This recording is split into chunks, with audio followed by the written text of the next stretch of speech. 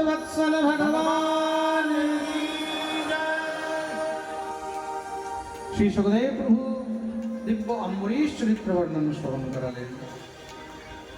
অম্বরীশের বংশে পরম প্রতাপী রাজা হয়েছেন বাহুক, তার পুত্র হলেন সগর। সগরের পুত্র হলেন অংশুমান, তার পুত্র দিলীপ, তার পুত্র হলেন ভগীরথ।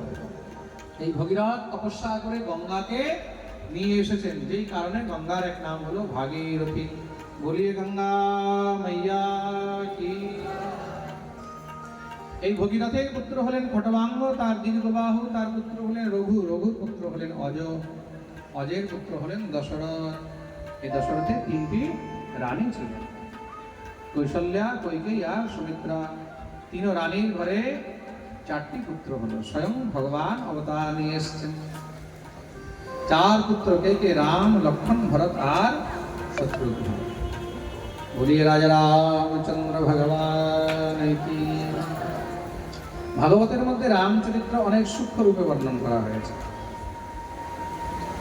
তোমাদের শুনবেন কিন্তু, কেন ভাগবত হলো কৃষ্ণ চরিত্র প্রধান, রামচরিত্র এখানে গৌণ আছে, খুব সূক্ষ্ম রূপে।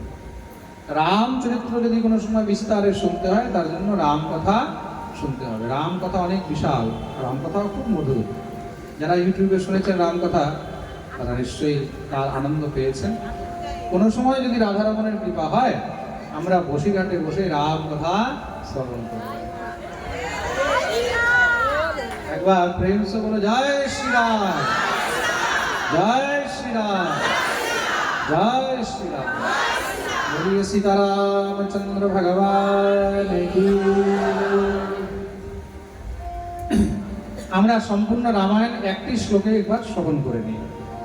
রামায়ণ একটি শ্লোকেও আছে।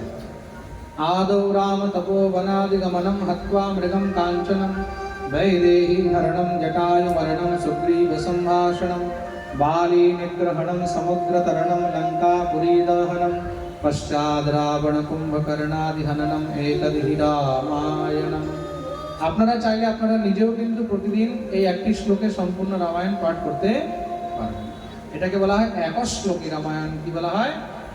একশ্লোকী রামায়ণ। সম্পূর্ণ ভাগবতও কিন্তু একটি শ্লোকে আছে। যারা প্রতিদিন ভাগবত পড়তে পারে না, সময় নেই, কিছু নেই, তা প্রতিদিন একটি শ্লোকও যদি আপনারা পাঠ করতে পারেন, তাহলে কিন্তু সম্পূর্ণ ভাগবত পাঠেরও ফল পাওয়া যায়। আদৌ দেবকী দেবগর্ভে জননম গোপী গৃহে বর্ধনম মায়া पूतनादि देवतापहरणं श्रीगोवर्धन धारणं कंसच्छेदनं कौरवादि निधनं कुन्ती सुतपालनं एतद्हि श्रीमद्भागवत पुराण कथितं श्रीकृष्ण लीलामृतं। এটা হলো একশ্লোকী ভাগবত। এই প্রকার শ্রী রামচরিত্র বর্ণন শ্রবণ করালেন। শ্রীরাম রাবণের উদ্ধার করেছেন, আর দিব্য আনন্দে রাজা রাম বসে আছেন কোথায়? অযোধ্যায়। বলি আবধ বিহারী ভগবান।